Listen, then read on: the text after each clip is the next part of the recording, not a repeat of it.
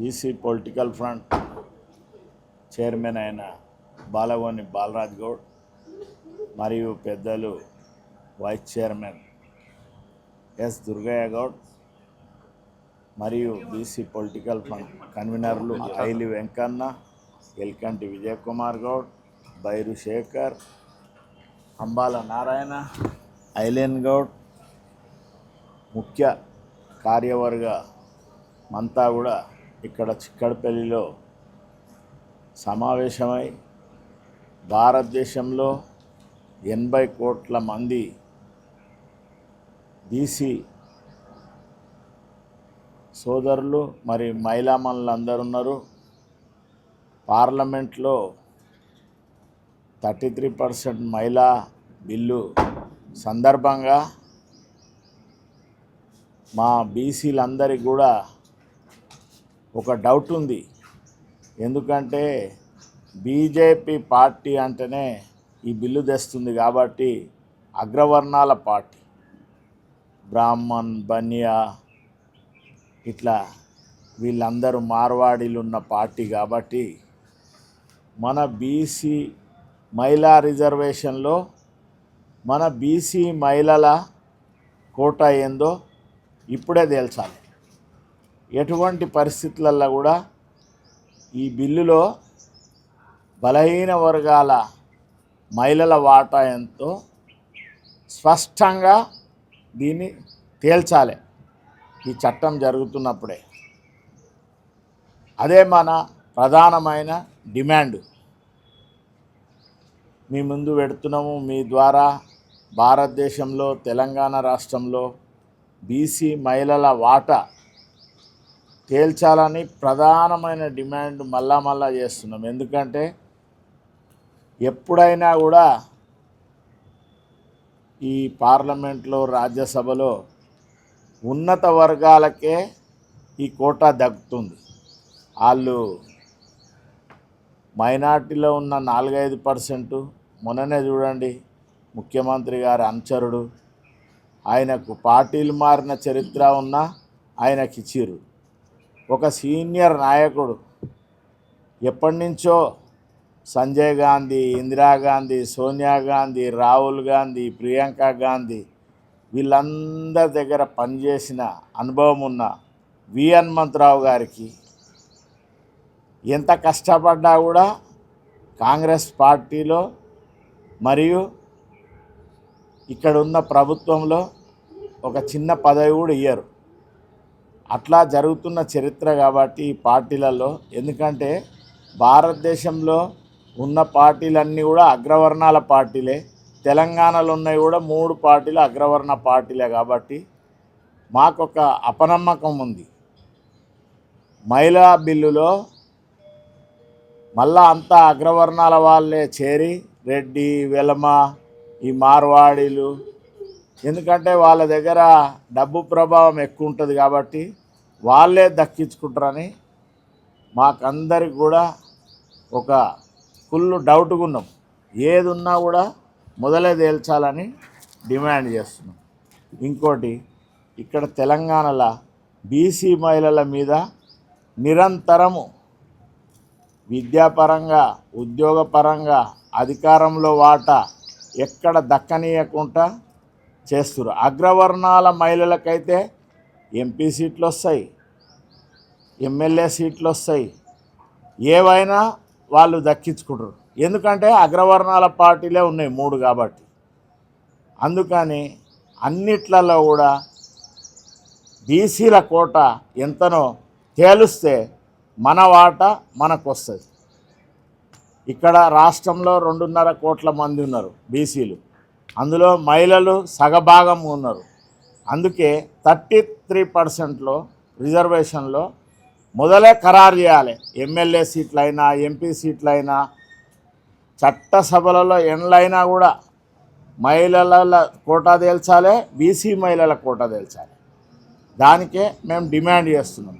ఎందుకంటే బలహీన వర్గాలను మొన్ననే చూసిరు. కొమ్మెర గ్రామంలో బీసీ మహిళ మీద ఎటువంటి దాడి జరిగింది. 2 నెలల పసికూనను కూడా చంపేసిరు. అదే మనం రాజకీయాలలో బీసీలను బీసీ మహిళలను రానియకుండా కట్టడి చేస్తాయి ఈ పార్టీలని ఈరోజు మా సమావేశం పెట్టినాం. అన్నిట్లలో కూడా మహిళల వాటా మహిళలకు దక్కాలే, రాజకీయంగా ఉద్యోగాలలో ఎందులో అయినా కాంట్రాక్టులలో అయినా కూడా దక్కాలని మేము రెండో డిమాండ్ చేస్తున్నాం. మిగతా విషయాలు మన బడుగు బలహీన వర్గాలకు 42% రిజర్వేషను కామారెడ్డి డిక్లరేషన్లో పక్క రాష్ట్రమైన కర్ణాటక ముఖ్యమంత్రి ఒక బీసీ ముఖ్యమంత్రితోని చెప్పించి మాట తప్పిన కాంగ్రెస్ పార్టీ. అందుకే ఈ అగ్రవర్ణాలలో పార్లమెంటు జరుగుతుంటే ఇప్పటికీ 3 పార్లమెంట్లు జరిగినాయి. ఇచ్చిన మాట ప్రకారము ప్రతిపక్ష నాయకుడైన రాహుల్ గాంధీ ఎక్కడ 42% చట్టసభలలో రిజర్వేషన్ గురించి మాట్లాడిన దాఖలాలు లేవు. అంత బయటనే మాట్లాడతాడు. మొన్న వచ్చిపోయిండు వికారాబాద్, ఒక బీసీ మహిళ మీద ఇంత పెద్ద దాడి జరిగింది కుమ్మెర గ్రామంలో. ఏం చేసిర్రు? వికారాబాద్ వచ్చిపోయిన రాహుల్ గాంధీ ఒక్క మాట మాట్లాడిన పాపాన పోలేదు. అదే ఏ ఎన్నికలు ఉంటేనో ఏదన్నా ఎన్నికల మీటింగ్ అయితే నేను బీసీలకు రిజర్వేషన్ ఇస్తా, జిత్నా హిస్సేదారి ఉత్నా భాగ్యదారి అన్నీ ప్రగల్భాలు పలికిపోతాడు. భారత్ జోడో యాత్రలో ఏం మాట ఇచ్చిండు? ఉద్యోగాలలో, విద్యలో, కాంట్రాక్టులలో, చట్టసభలలో, ఇంకా న్యాయస్థానాలలో కూడా బడుగు బలహీన వర్గాల వాటా అన్ని సమానంగా ఎంత కులాల వారిగా అన్నిస్తాని మాట చెప్పిండు. మాట చెప్పి ఢిల్లీలో కూకున్నాడు. మంత్రులందరూ అక్కడనే పోతారు, కలిసి వస్తారు. కానీ తెలంగాణ రాష్ట్రానికి ఇప్పుడు రాష్ట్రం ఏర్పడి ఇన్ని సంవత్సరాలు అవుతుంది, 14 సంవత్సరాలు నడుస్తుంది. ఎక్కడ ఎవరికైనా బీసీలకు సమాన వాటా ఉందా? అగ్రవర్ణాల రాజ్యం వెళ్తురు. ఒక వెలమాయన దొర దిగుతాడు, మళ్ళీ తర్వాత ఇంకొక రెడ్డి ఆయన ఎక్కుతారు. కానీ 2.5 కోట్ల మంది ఇక్కడ మొన్ననే లెక్క తేలింది. 56% బీసీలు, ఎస్సీ ఎస్టీ బీసీలు మైనార్టీలు కలిపితే 90%గా నామోదైంది. కానీ ఇక్కడ పదవులన్నీ ఎవరు అలంకరిస్తుర్రు? అగ్రవర్ణాల వారు అలంకరిస్తుర్రు. వాళ్ళ చెప్పు చేతులలో ఉంది. ఎందుకంటే కాంగ్రెస్ ప్రభుత్వం అంటే రెడ్ల పార్టీ అని నిరూపణ చేసుకుర్రు. కానీ ఎలక్షన్ మొదలేం చెప్పిర్రు? కామారెడ్డి డిక్లరేషను, జిత్నా హిస్సేదారి ఉత్నా భాగ్యదారి ఇవన్నీ మాటలకే పరిమితం చేసి అధికారం చేజిక్కించుకొని బీసీలను బీసీ మహిళలను అనగదొక్కుతురు. మొన్న ఖమ్మంలో వేలాది మంది ఇండ్లు కూలగొట్టి బీసీ మహిళను, ఎస్సీ మహిళను, ఎస్టీలను నిరాశ్రయులను చేసి ఏదో తూతూ మంత్రంగా ఒక 250 నుంచి 300 పట్టాలు ఇచ్చి చేతులు దులుపుకురు. 62 ఎకరాలు కబ్జా చేసి రాత్రి కూలగొట్టి ఈ కాంగ్రెస్ పార్టీ, కాంగ్రెస్ ప్రభుత్వము మొత్తము పేదలను, బడుగు బలహీన వర్గాలను నిరాశ్రయులను చేసి ఏ విధంగా అన్యాయానికి గురి చేసిర్రు. ఈ బుల్డోజర్ల రాజ్యము పోవాలని ఈ వేదిక ద్వారా డిమాండ్ చేస్తున్నాం. పక్క రాష్ట్రమైన తమిళనాడులో 69% రిజర్వేషన్ ఇచ్చి 9 షెడ్యూల్లో చేర్చి ఏ విధంగా బడుగు బలహీన వర్గాలను ఒక బీసీ బిడ్డ అయిన స్టాలిన్ గారు, కరుణానిధి గారు వీళ్ళందరూ కూడా బీసీలను ఎట్లా అధికారంలో ఉంచారు? ఓసీల నిష్పత్తి ప్రకారము వాళ్ళు ఎంతున్నారో అంత సీట్లు ఇచ్చి వాళ్ళకు అధికారంలో పెట్టిరు. మన బీసీలది ప్రాముఖ్యత తెలవాలంటే రిజర్వేషన్లో మహిళల వాటా మహిళలకు, పురుషుల వాటా పురుషులకు దక్కినాడే నిజమైన తెలంగాణ వచ్చినట్టు. ఇక్కడ తెలంగాణ రాష్ట్రంలో దామాషా ప్రకారం మనం మెజార్టీ ఉన్నాం కాబట్టి ఈ తెలంగాణ రాష్ట్రంలో బీసీ ముఖ్యమంత్రి అయినప్పుడే మన ఇక్కడున్న ప్రజానికానికి, ఈ మహిళా సోదరుల అందరికి కూడా విద్య, ఉద్యోగం, వైద్యంలో కూడా మన వాటా మనకు దక్కుతుంది. ఈడబ్ల్యూఎస్ అనేది తెచ్చి ఏ విధంగా మన బీసీలకు అన్యాయం చేస్తున్నారు. వాళ్ళకు 10% అంటే వాళ్ళకు ఉద్యోగాలలో అన్నిట్లలో కూడా వాళ్ళకే 60% పోతుంది. మనకెక్కడ మన వాటా దక్కే దిశగా లేనే లేదు. ఆ ఈడబ్ల్యూఎస్ను కూడా మేము కోర్టులలో ఛాలెంజ్ చేస్తాము బీసీ పొలిటికల్ ఫ్రంట్ ద్వారా మన వాటా మనందరికీ. అందుకే రాబోయే జనగణనలో కులగణనలో మనను ఎస్సీ ఎస్టీలను కులాల వారీగా లెక్కిస్తామంటారు. బీసీల కాడికి వచ్చే వరకు అదర్స్లో వేస్తారు.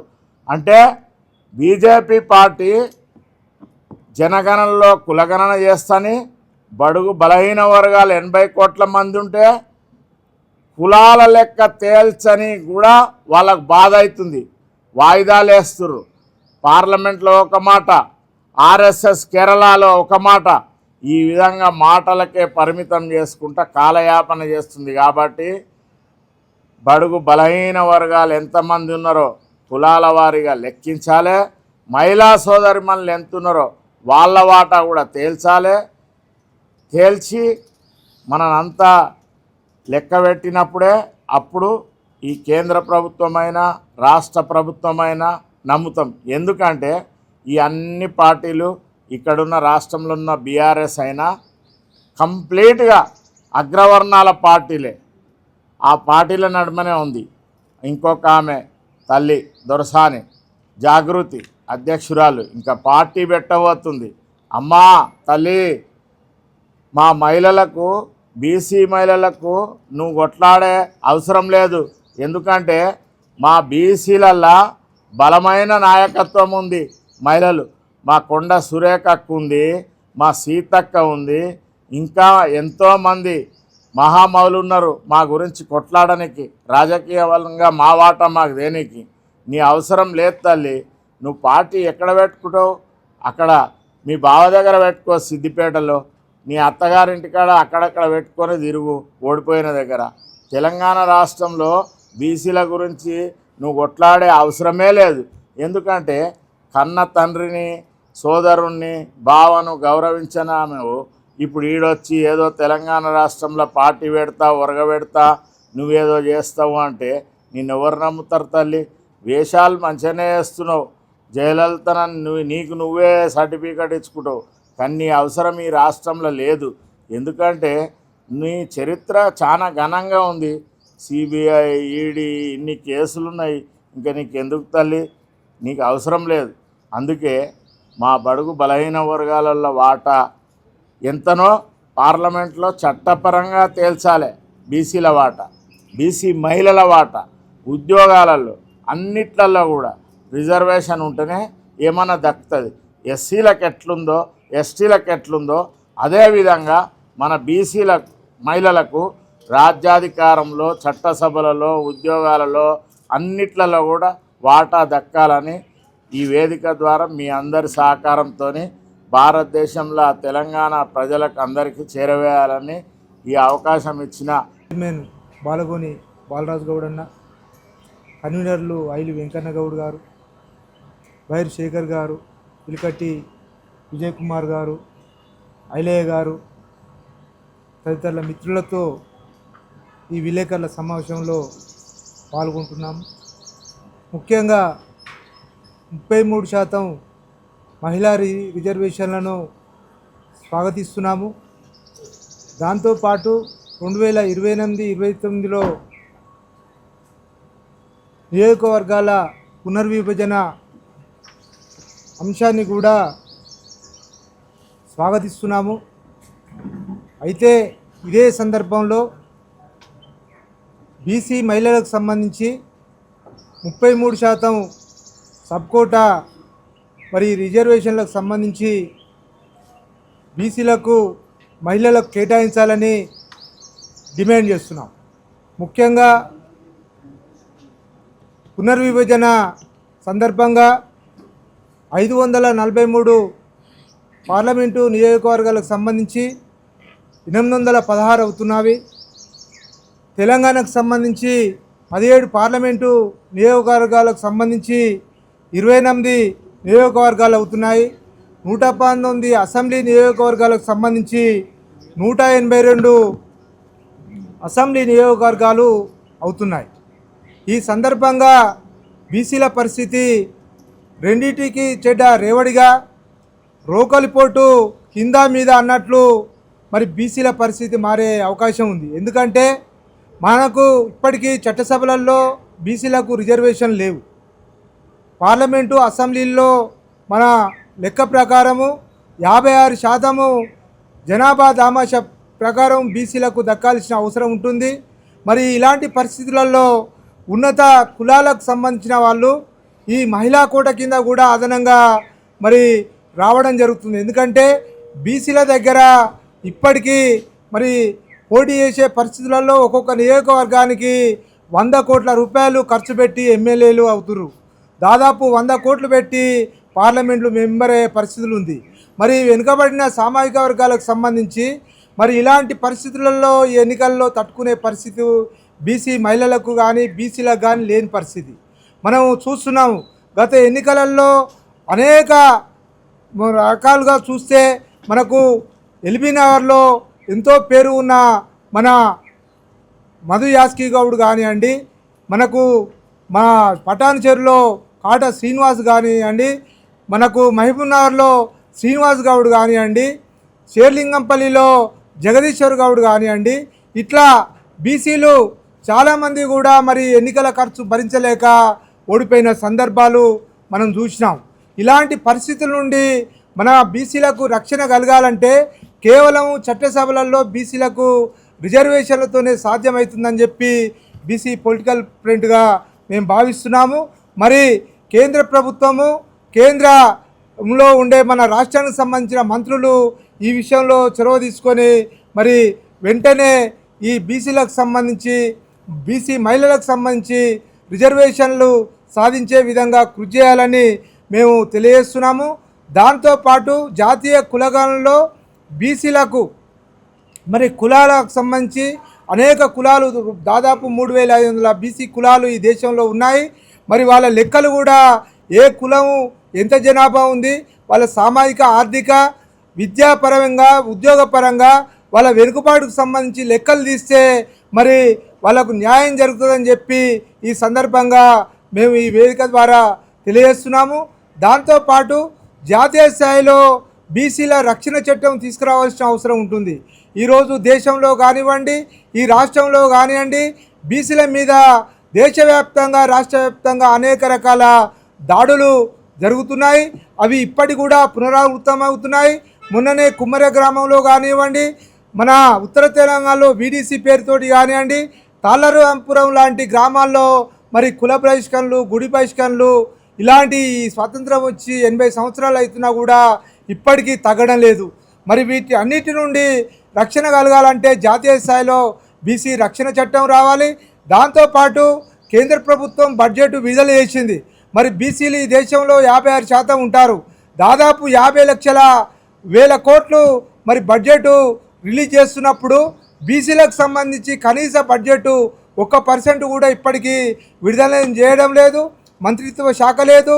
బీసీ కమిషన్ కూడా ఏర్పాటు చేయాలని సందర్భంగా తెలియజేస్తూ మరి రాష్ట్రంలో కూడా బీసీలకు సంబంధించి ఇప్పటికి కూడా బడ్జెట్లో సరైన న్యాయం జరగలేదు. కాబట్టి 50,000 కోట్ల బడ్జెట్ను విడుదల చేసి బీసీలకు ఉపాధి అవకాశాలు, ఉద్యోగ అవకాశాలు కల్పించాలని ఈ వేదిక ద్వారా తెలియజేస్తున్నాం. వెంకన్న గౌడు, బీసీ పొలిటికల్ ఫ్రంట్ రాష్ట్ర కన్వీనర్. ఇంతకుముందే బీసీ పొలిటికల్ ఫ్రంట్ రాష్ట్ర నాయకులు పార్లమెంటు సమావేశాల్లో బీసీలకు జరుగుతున్నటువంటి అన్యాయం పైన ఒక్కొక్కరు ఒక వర్షాన్ని వినిపించడం జరిగింది. ముందుగా ఈరోజు తెలంగాణ సాయుధ రైతాంగ పోరాట యోధులు కామ్రేడ్ ధర్మభిక్షం గారి 15వ వర్ధంతి సందర్భంగా వారికి బీసీ పొలిటికల్ ఫ్రంట్ తరపున ఘనమైన నివాళులర్పిస్తూ ప్రధానంగా మన పార్లమెంటు సాక్షిగా బీసీలకి ఒక దగా మోసం జరుగుతూ ఉంది. 70 సంవత్సరాల నుండి కూడా భారత రాజ్యాంగంలోనే రచనలోనే బీసీలకి జరిగిన అన్యాయం చూస్తూ ఉన్నాం. ఇంత పెద్ద ఎత్తున భారతదేశ జనాభాలో 80 కోట్ల మంది బీసీలు ఉంటే బీసీల హక్కులు పార్లమెంటు సాక్షిగా పట్టించుకొని పరిస్థితుల లోపల ఆయా రాజకీయ పార్టీలు ఉన్నాయి. ఈ పార్టీ ఆ పార్టీ అని కాదు, అన్ని రాజకీయ పార్టీలు పార్లమెంట్లో ప్రాతినిధ్యం వహిస్తున్నటువంటి అన్ని రాజకీయ పార్టీలు కూడా బీసీల పట్ల ఒక వివక్షతాపూరితమైన వైఖరిని అవలంబిస్తూ ఉన్నాయి. ఇప్పుడు 5 రాష్ట్రాల్లో ఎన్నికలు జరుగుతూ ఉన్నాయి. ఈ 5 రాష్ట్ర ఎన్నికల లోపల కూడా ఈరోజు బీజేపీ ఒక పక్క పాగా వేసుకొని బెంగాలు మిగతా రాష్ట్రాలలో అడుగు పెడదామని చూస్తూ ఉంది. కానీ మొత్తం ఈ రాష్ట్రాలల్లో ఇప్పుడున్నటువంటి రాష్ట్రాల్లో మొత్తం బీసీల ప్రాధాన్యత ఎక్కువ ఉంది. తమిళనాడు కావచ్చు, కేరళ కావచ్చు, బెంగాల్ కావచ్చు, ఏదైతే ఉన్నాయో ఈశాన్య రాష్ట్రాలు, కేంద్రపాలిత ప్రాంతాలు ఏదైతే ఉన్నాయో ఈ రాష్ట్రాలలో కూడా మొత్తం బీసీల ప్రాధాన్యత ఎక్కువ ఉంది. కానీ అక్కడ ముఖ్యమంత్రులుగా ఉన్నా, బీసీలు ఉన్న ప్రాంతాన్ని ఏళ్తా ఉన్నా, ఇక్కడ బీజేపీ మాత్రం దున్నపోత మీద వాన కురిసినట్టుగానే పార్లమెంట్లో కావచ్చు, ఆర్ఎస్ఎస్ చాలా మేము అవి చేసినామని చెప్పుకున్నటువంటి ఆర్ఎస్ఎస్ కేరళ సాక్షిగా దగా చేస్తూ ఉంది. జనగణనలో బీసీల పదం లేకుండా మొత్తం ఈసడించుకున్నట్టుగా బీసీలను వివక్ష చూపిస్తూ కనీసం బీసీల మాట ఊసెత్తే పరిస్థితి లేదు. జనగణనలో కులగనంటే ఎవడో అదర్సులో పెడతా ఉన్నారు. అంటే బీసీలు ఇంత జనాభా ఉన్నటువంటి అగ్రకుల దురహంకారంతో వ్యవహరిస్తున్నటువంటి బీజేపీకి బీసీలు గుర్తురారా? నీ ఆర్ఎస్ జెండాలు మోసేది బీసీలే, నీ బీజేపీ జెండాలు మోసేది బీసీలే. ఏ మార్వాడోడో, ఏ బాపనోడో, ఏ క్షత్రియుడో బీజేపీ జెండాలు మేయరు. కానీ బీసీలు భుజాలు వేసుకొని భారతదేశ వ్యాప్తంగా బీసీలు ఇంత పెద్ద ఎత్తున బీజేపీకి అండగా ఉంటే బీసీ జనాభాను కనీసం ఆ పదం ఉత్తరించడానికే బీజేపీ వెనకడుగేస్తూ ఉంది. ఇక్కడ అంటా ఉన్నాం, ఇక్కడ డాక్టర్ లక్ష్మణ్ గారు కావచ్చు, బండి సంజయ్ కావచ్చు, ధర్మపూర్ అరవింద్ కావచ్చు, కిషన్ రెడ్డి గారు కావచ్చు, ఈటల రాజేందర్ గారు కావచ్చు, ఎందుకు మీరు మాట్లాడతలేదు? దాదాపు 8 మంది ఎంపీలను మీకు ఇస్తే కనీసం అదర్సులో పెడితే ఒక్కనాడు కూడా ఒక ఎంపీ ఈటల రాజేందర్ గారు తప్ప ఒక్కరు కూడా మాట్లాడలే. దేశవ్యాప్తంగా దాదాపు 234 మంది ఎంపీలు ఎన్డీఏలో ఉన్నటువంటి కాంగ్రెస్ మాట్లాడట్లేదు. ప్రైవేట్ బిల్లు అన్నారు, ప్రైవేట్ బిల్లు కూడా ఊసెత్తేటువంటి పరిస్థితి లేదు. రాహుల్ గాంధీ అంటా ఉన్నాడు కేరళ పోయి అక్కడ ఉన్నటువంటి ఏకైక ముఖ్యమంత్రి గౌడ ముఖ్యమంత్రి ఉంటే అక్కడ ప్రభుత్వాన్ని పడగొట్టేటువంటి కుట్ర కాంగ్రెస్ పార్టీ కూడా చేస్తూ ఉంది. దేశవ్యాప్తంగానే బీసీల పట్ల వివక్ష పూరితం ఉంది. మీరు మహిళలు అంటా ఉన్నారు, ఏ మహిళ ఏ దొరసాని పార్లమెంటుకు పోద్ది, ఏ దొరసమ్మ ఏ పటేలమ్మ పార్లమెంటుకు పోద్ది, ఏ మార్వాడి క్షత్రియ భార్యలు పార్లమెంటుకు పోతారు? మొత్తం మహిళలు 263 మంది ఎగస్ట్రా పెరిగితే, ఎంపీలు పెరిగితే మొత్తం మీలే మళ్ళా డబ్బున్నోళ్ళే 100 కోట్లు ఖర్చు పెట్టి పార్లమెంట్లో మొగడిత కాలం భారతదేశాన్ని దాచుకున్నాడు. ఇప్పుడు పెళ్ళాలు పోయి మళ్ళీ పార్లమెంట్లో అగ్రకుల పెళ్ళాలు పోయి ఏల్తానికా? ఇదా ఇందుకోసం పెంచేది 50% పార్లమెంట్ స్థానాలు. మా స్థానం లేనటువంటిది పందుల దొడ్డి లాంటి మేము పోలుస్తూ ఉన్న పార్లమెంటు. బీసీలకు ప్రాధాన్యత లేదు, ఎస్సీలకు ప్రాధాన్యత లేదు, ఎస్టీలకు ప్రాధాన్యత లేని బడ్జెట్లో కావచ్చు, రాజకీయాల్లో మాకు దూరం చేసి కుట్ర చేస్తూ ఉన్నారు. కాబట్టి మేము ప్రశ్నిస్తూ ఉన్నాం, భారతదేశ వ్యాప్తంగానే బీసీల పట్ల ఒక రకమైనటువంటి దాడులు జరుగుతూ ఉన్నాయి. రాజకీయంగా, ఆర్థికంగా, సామాజికంగా దాడులు చేస్తూ ఉన్నారు. ఇంతకాలం ఏదో కమిషన్ల పేరుతోటి ఉట్టి కంటి తురుపు చర్య కాదు, పార్లమెంట్లో ప్రత్యక్షమైనటువంటి బీసీ రక్షణ చట్టం చేయాలి, బీసీ మంత్రిని కూడా ఏర్పాటు చేయాలి. బీజేపీ అనుకుంటాం మేము కమిషన్ వేసినాం, కమిషన్ చట్టబద్ధ వేసినాం, ఏమొస్తుందండి? ఆర్థికంగా ఎదుగుతారా? నీ కమిషన్ వేస్తే బీసీలకు ఏం ఉనగూరుతుంది? నీ కాకపోతే నీ బీజేపీలో ఉన్నటువంటి నామినేటెడ్ పోస్టులు వస్తాయి, వాళ్ళకి కనీసం కార్లు వస్తాయి, క్యాబినెట్ హోదా వస్తుంది కావచ్చు, కానీ బీసీలకు ఏం వరగదు. బీసీలకు రక్షణ చట్టం కావాలి. ఉత్తరప్రదేశ్లో చీమల్లాగా చూస్తూ ఉంటారు. రాజస్థాన్, ఉత్తరప్రదేశ్, హర్యానా, మొత్తం ఈశాన్య రాష్ట్రాలు, నార్త్ ఇండియాలో మొత్తం కూడా అటు సైడ్ కూడా చూస్తూ ఉన్నాం. ఉత్తర భారతదేశం అంతా కూడా బీసీలని చిన్న చూపు చూస్తూ వివక్ష చూపిస్తున్నటువంటి. కాబట్టి ఇక్కడ చూసాం ఎందుకు రక్షణ కావాలో. పక్కన ఆంధ్రప్రదేశ్లో బీసీ రక్షణ చట్టం కోసం ముసాయిదా రెడీ, దాని ఫైనల్గా ఒక కాపీ తయారు చేస్తూ ఉన్నారు.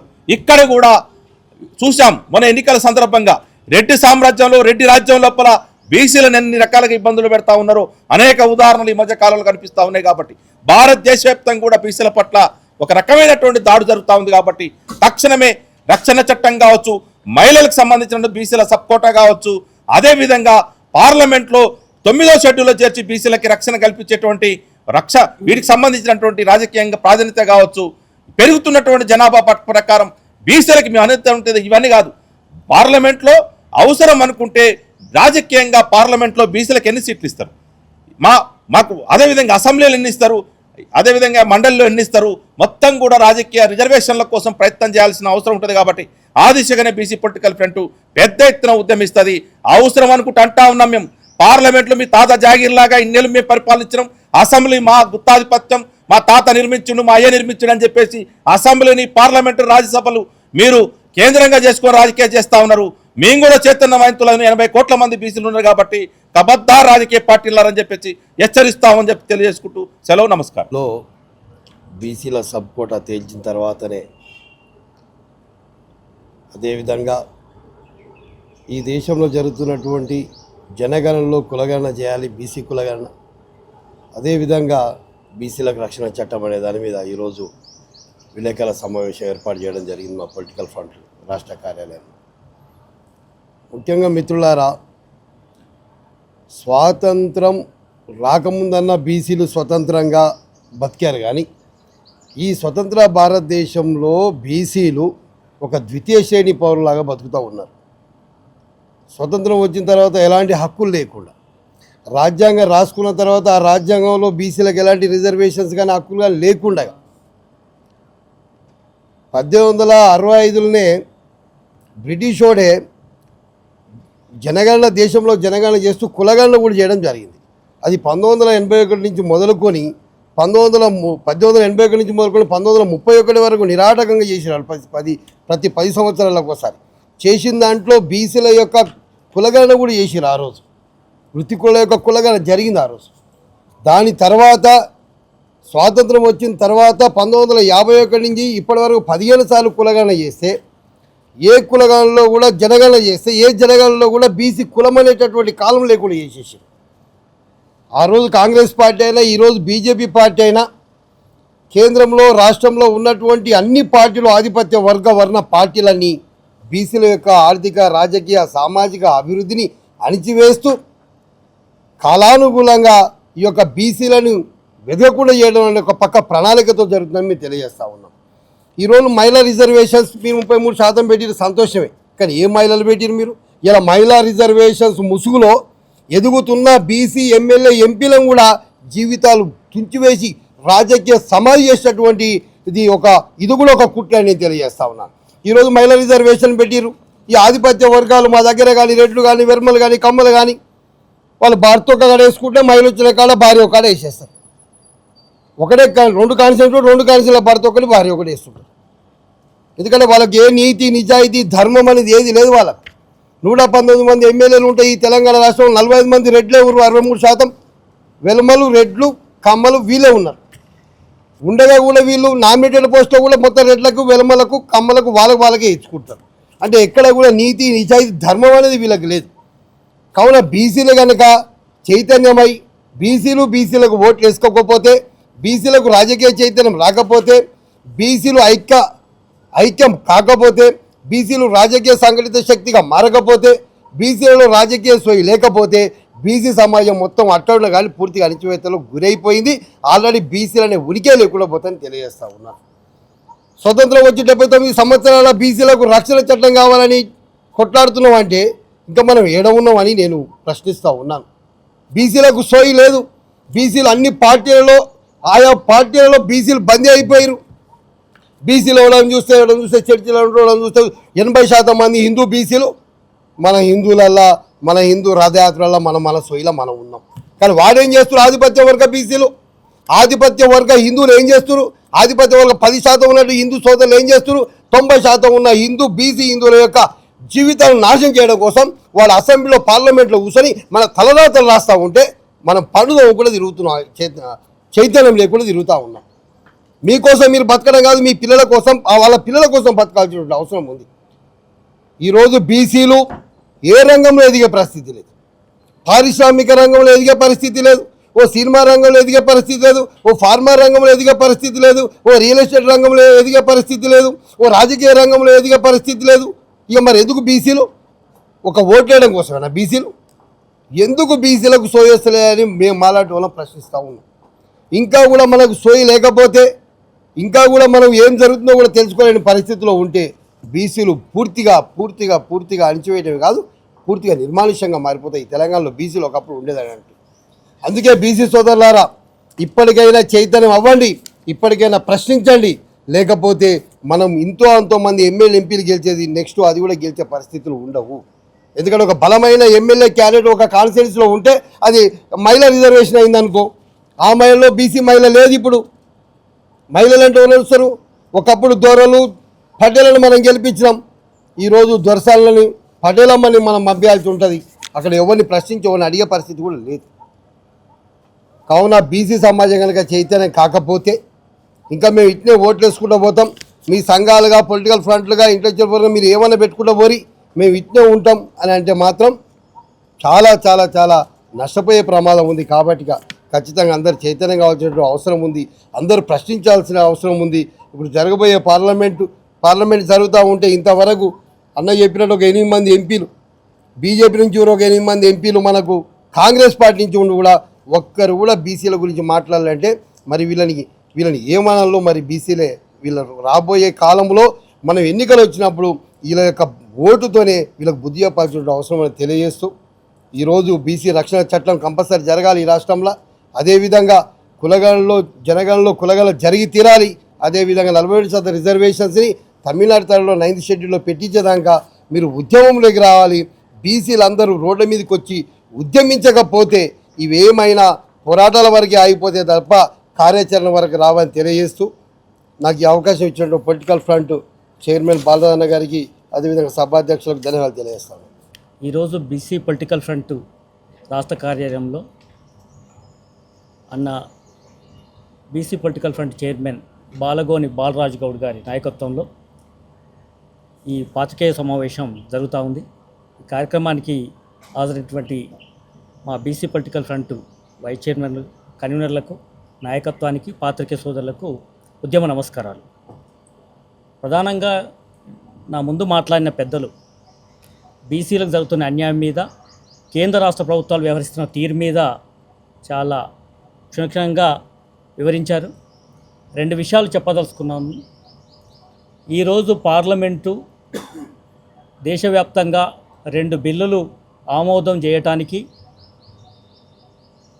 ఉభయ సభలు ప్రయత్నం చేస్తూ ఉంది.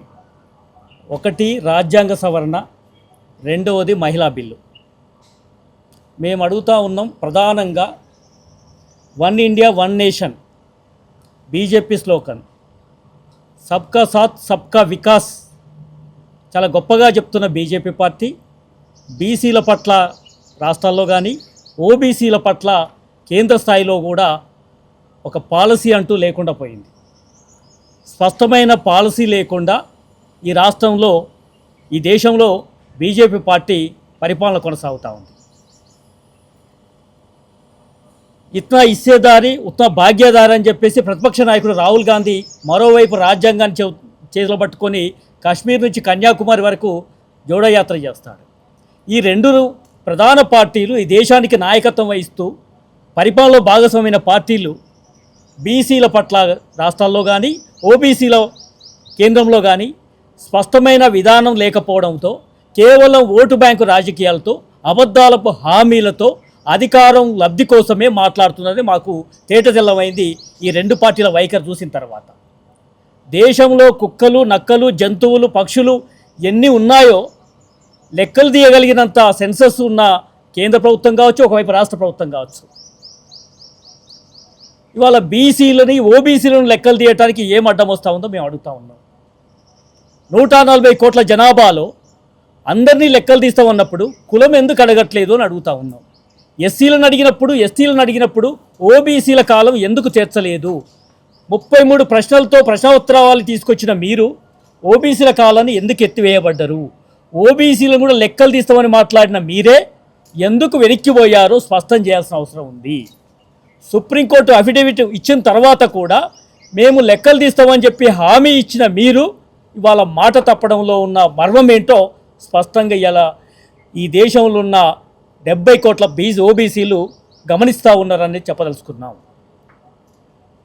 ఇక్కడ లెక్కలు తీసిన రాష్ట్రం పబ్లిక్ డొమైన్లో పెట్టలేదు. రేవంత్ రెడ్డి గారు కామారెడ్డిలో డిక్లరేషన్ పెట్టి లెక్కలు తీసి వాళ్ళ చట్టసభల్లో మేము మీకు స్థానిక సంస్థల్లో ఇస్తాం, మీకు అవకాశాలు విద్యా ఉద్యోగాల్లో ఇస్తాం, రాజకీయాల్లో ఇస్తామని చెప్పిన ఇక్కడ 150 కోట్లు ఖర్చు పెట్టి ఒక కమిటీ వేసి తీసిన లెక్కలు బయట పెట్టకపోవడంలో కారణం ఏంటి అంటే మాకు అర్థమవుతుంది ఏంటంటే మీ అగ్రకుల అహంకారం, ఆధిపత్యం కోసం మీ పీఠాలు కదలకుండా ఉండటానికి, ఈ దేశంలో వారసత్వంగా మీరే నాయకత్వం వహించడానికి, మమ్మల్ని ఓటు బ్యాంక్గా మభ్యపెట్టడానికి మీరు చేస్తున్న అబద్ధాలపు మోసాలుగా ఇవాళ మేము స్పష్టంగా చెప్పదలుచుకున్నాం. అందుకే ఆనాడు అంబేద్కర్ బ్రిటిష్ వాళ్ళతో కొట్లాడిండు, ఎస్సీ ఎస్టీలకు రిజర్వేషన్లు ఇవ్వకుండా ఈ స్వాతంత్రాన్ని ఒప్పుకోనని చెప్పేసి ఆనాడు అంబేద్కర్ మాట్లాడిండు. కానీ రాజ్యాంగంలో ఓబీసీలకు కూడా రిజర్వేషన్ ఉండాలనేది ఇవాళ బలంగా 70 కోట్ల ప్రజలు వాళ్ళ మనోభావాలు ఇవాళ వెళ్ళగక్కుతూ ఉన్నారు. మేము అదే అడుగుతా ఉన్నాం. ఈ దేశంలో మేము ఓబీసీలో ఉన్నప్పుడు మా జనాభా లెక్కలు తీయకపోవడానికి గల కారణము ఇవాళ బీజేపీ పార్టీ తప్పకుండా లెక్కలు తీయకపోతే ఖచ్చితంగా దేశవ్యాప్తంగా ఓబీసీలంతా ఏకమై ఉద్యమాలకు సిద్ధంగా ముందుకు పోతారని చెప్పదలుచుకున్నాం. రెండోది, దేశంలో మంత్రిత్వ శాఖ లేదు, ఒక కమిషన్ లేదు, కనీసము వాళ్ళకి సంబంధించిన పాలసీ లేదు, ఇవాళ జడ్జీలలో లేదు, కొలీజియంలో లేదు, కేంద్ర రాష్ట్ర ప్రభుత్వాల ఉద్యోగాల్లో కూడా ఎక్కడ కూడా రిజర్వేషన్లు అమలు పరచట్లేదు. మీరు ఒప్పుకున్న 27% రిజర్వేషన్లు ఉద్యోగ అవకాశాలు కూడా రిజర్వేషన్లు ఇస్తామని చెప్పిన కేంద్రం కూడా ఇవాళ అమలు చేసే పరిస్థితి లేదు. అంటే ఇవాళ అగ్రకుల ఆధిపత్యం ఏ స్థాయిలో కొనసాగుతుందో స్పష్టంగా అర్థమవుతా ఉన్నది. అందుకే ఇవాళ కొత్తగా మీరు మహిళలకి 33% మహిళలకి 33% రిజర్వేషన్లు చట్టసభలో తీసుకొస్తామన్నారు. ఈ రోజు కాదు వచ్చిన డిమాండు, 30 ఏళ్ళుగా ఈ డిమాండ్ కొనసాగుతూ ఉన్నది. 30 ఏళ్ళుగా ఎందుకు కొనసాగుతుందో ఇవాళ తెలుసుకోవాల్సిన అవసరం ఉంది. ఆనాడు 30 ఏళ్ళ క్రితం ఎందుకు అమలు కాలేదు? ఆనాడు మా బీసీ ప్రజాప్రతినిధులుగా ఉన్నటువంటి లాలు కావచ్చు, ములాయం కావచ్చు, శరద్ యాదవ్ కావచ్చు, బీసీ మహిళా చట్టంలో లేకుండా సబ్ కోటా లేకుండా మహిళలకు రిజర్వేషన్ మేము ఒప్పుకోమని చెప్పేసి ఇప్పటిదాకా వాళ్ళు ఎదిరించారు. మా కోటా తెలిసిన తర్వాతనే, మాకు ఇచ్చిన కోటా తర్వాతనే బీసీ మహిళలకు ఇచ్చిన తర్వాతనే మిగతా ఓసీ మహిళలకు ఇవ్వాలని చెప్పేసి మహిళా బిల్లులో పెట్టాలని చెప్పేసి ఇప్పటిదాకా కొనసాగింది. కానీ ఆ పార్టీలను అనగదొక్కి మీ ఆధిపత్యం కోసం మెజార్టీ పేరు మీద ఇవాళ మహిళా కోటలు కూడా పెంచిన స్థానాలు మీరు మీ వాళ్ళకు వశం చేసుకోవడం కోసం దొరబోతే దొరసానిలాగా అగ్రకులాలకు భార్యలకి మీ తాతలు ముత్తాతలు మీ కొడుకులు మీ వారసత్వంలాగా మీ తర్వాత మీ భాగస్వాములుగా ఉన్న భార్యలకి పిల్లలకి బిడ్డలకి వాళ్ళు తీసుకొచ్చే ప్రయత్నం చేస్తూ ఉన్నారు. అంటే బీసీలు ఓట్లు వేసేవాళ్ళుగా అధికారం మీరు పంచుకునే విధంగా పథకాలు మా కోసం, పదవులు మీకోసం ఇవాళ మీరు ఏర్పరచుకున్న రాజకీయ చట్ట సభల్లో ఈ చక్రబంధంలో ఇవాళ బీసీలు పావులుగా కారు అని చెప్పడానికి రాజకీయంగా సమాధి చేయాలనుకుంటే బీసీలు తిరగబడతారు. ఈ దేశంలో రాష్ట్రంలో ఇవాళ ఇక్కడ జరిగిన 42% రిజర్వేషన్ని కేంద్ర ప్రభుత్వంలో పెండింగ్లో ఉందని చెప్పిన మీరు దాన్ని ఆమోదించకుండా కొత్తగా వస్తున్న దాన్ని ఎందుకు ఆమోదిస్తారో కూడా మేము అడుగుతా ఉన్నాం. ఆల్రెడీ పార్లమెంటు సభ్యులు ఎవరైతే ఉన్నారో వాళ్ళు చట్టసభల్లో ఉన్న ప్రాతినిధ్యం వహిస్తున్న ప్రజాప్రతినిధులు చట్టసభలు జరిగిన దగ్గర, ఇక్కడ అసెంబ్లీలు కావచ్చు, అక్కడ పార్లమెంట్ కావచ్చు, అక్కడ సభలు జరిగే దగ్గర మాట్లాడరు. కానీ గల్లీకి వచ్చి జనం దగ్గర మోసం చేసే అబద్ధాల మాటలు మాట్లాడుతూ ఉన్నారు. చట్టాలు చేసే దగ్గర చర్చించరు, చట్టాలు చేసే దగ్గర భాగస్వామి కారు. కాబట్టి ఇవాళ తక్షణమే బీసీలకు నష్టం జరిగిన ఇవాళ బీసీ సమాజం ఊరుకోదు. ఖచ్చితంగా బీసీ మహిళలకు కోటా కేటాయించిన తర్వాతనే ఇవాళ మహిళా కోట రిజర్వేషన్లు అమలు చేయాలని చెప్పేసి మా బీసీ పొలిటికల్ ఫ్రంట్ డిమాండ్ చేస్తూ ఉన్నది.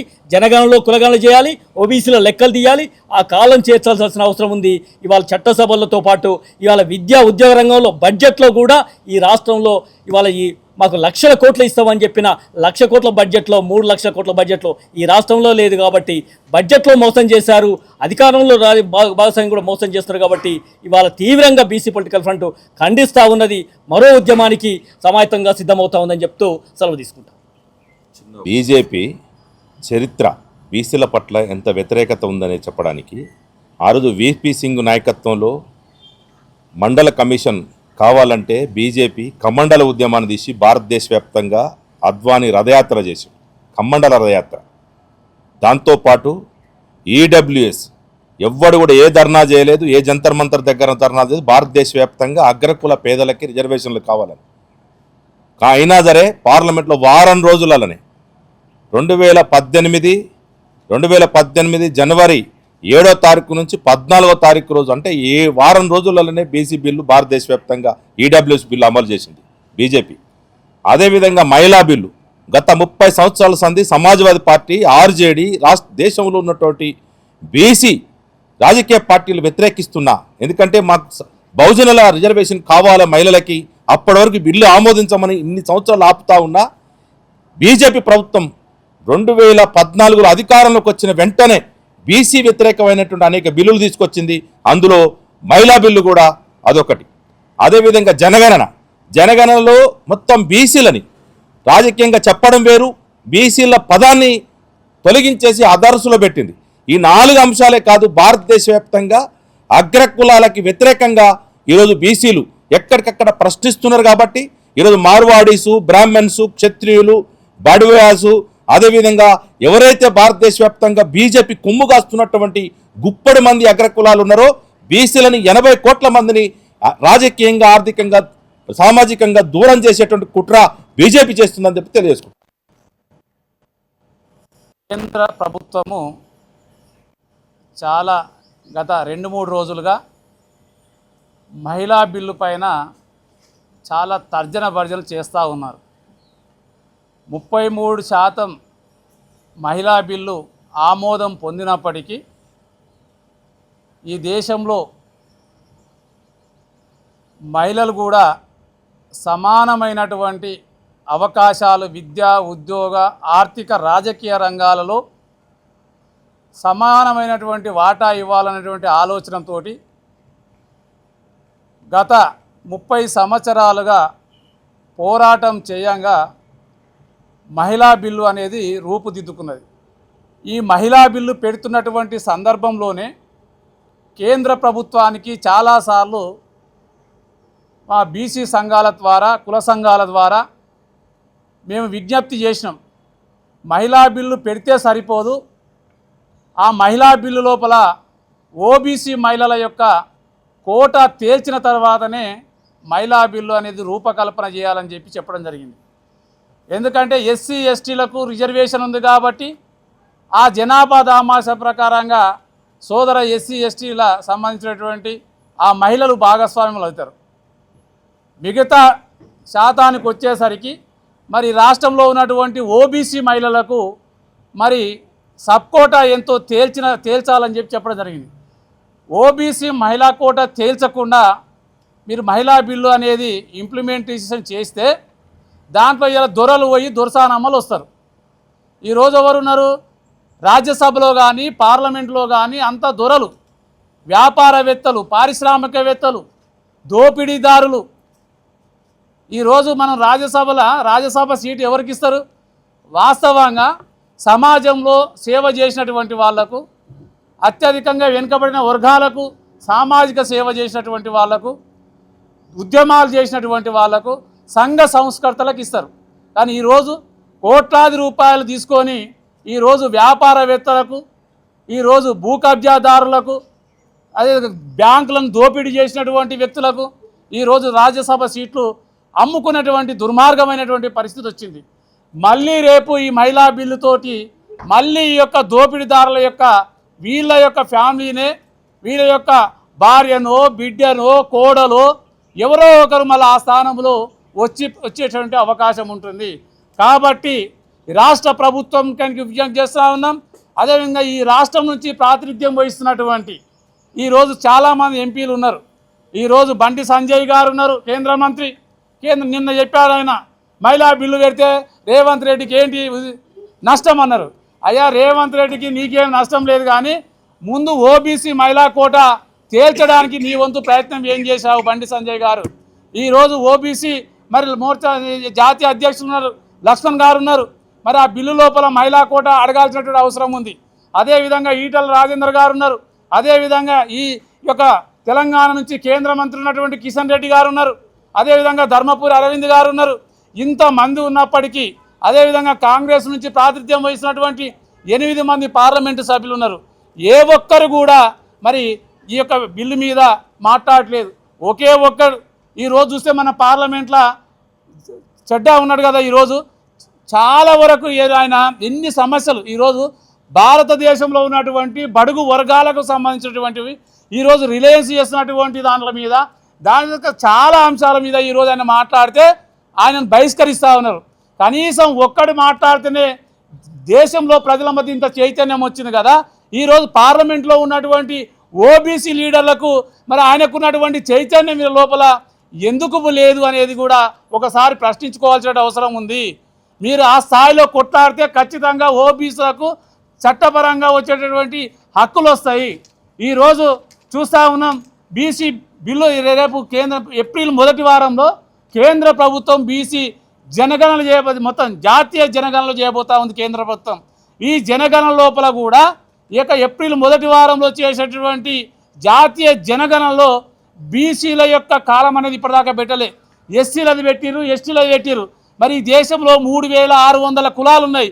ఈ కులాల యొక్క మరి జనాభా ఈరోజు గౌడు కానీ, ముదురాజు కానీ, మున్నూరు కాపు కానీ, రజక కానీ, నాయి బ్రహ్మ కానీ, విశ్వకర్మ కానీ, చేనేత కానీ, ఈరోజు సబ్బండ వర్గాలు, ఈరోజు అదేవిధంగా ఎంబీసీ కులాలు ఉన్నాయి, ఈరోజు సంచార జాతులు ఉన్నాయి. ఈరోజు మరి వాళ్ళ యొక్క కులాల వారిగా లెక్కించినప్పుడే ఈ దేశంలో ఏ కులం ఎంత నిష్పత్తి ఉందో ఆ జనాభా దామాష ప్రకారంగానే రాబోయే రోజుల్లో విద్యలోనైనా, అదేవిధంగా ఉద్యోగాలలోనైనా, రాజకీయంలోనైనా, పారిశ్రామికలోనైనా వాటా కల్పించాల్సిన అవసరం ఉంటుంది.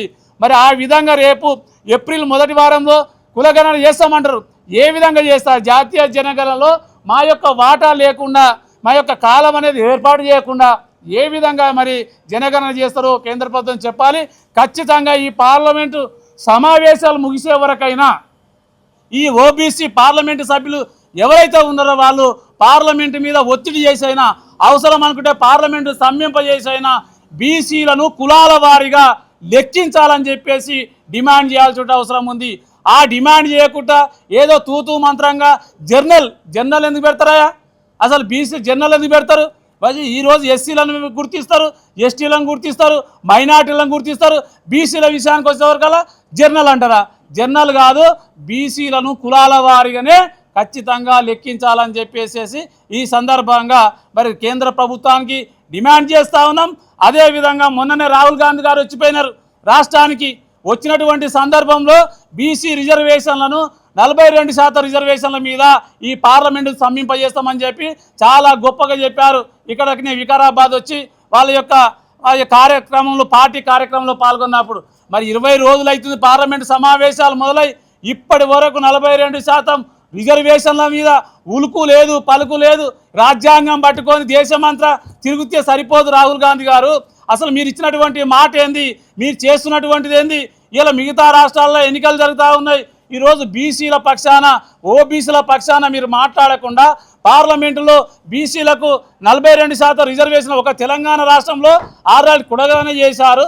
చట్టపరంగా, న్యాయపరంగా ఎన్ని అడ్డంకులు సృష్టించినా కానీ దానికి లోబడి ఈరోజు యొక్క బీసీ కులగణన చేయడం జరిగింది. ఇక్కడ మరి చేసినటువంటి కులగణన తమిళనాడు తరహాలో మేము బిల్లు పెట్టమని చెప్పాం. ఇప్పటి వరకు పెడతలేరు. ఈ రాష్ట్ర ముఖ్యమంత్రి దాని మీద ప్రస్తావన లేదు. ఉన్నటువంటి బీసీ మంత్రులు దాని మీద ఎలాంటి ప్రస్తావన లేదు.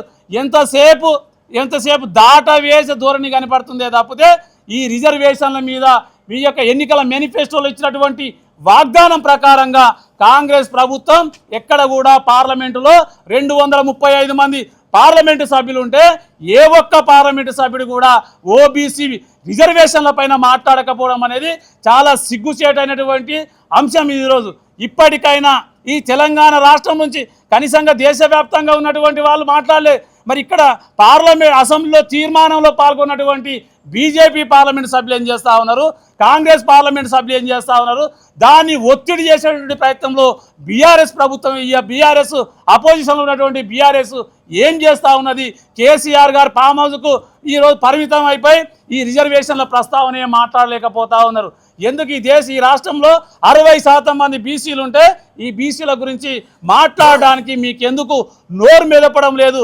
బీసీల ఓట్లు కావాలి, బీసీలు మీ జెండాలు మోయాలి, మీకు జిందాబాదులు కొట్టాలి. కానీ జనాభా దామాష ప్రకారంగా బీసీలు రిజర్వేషన్ అడుగుతూ ఉంటే ఈరోజు చట్టసభలో పంపడానికి కానీ నామినేటెడ్ పోస్టులో మొన్ననే చూసాం.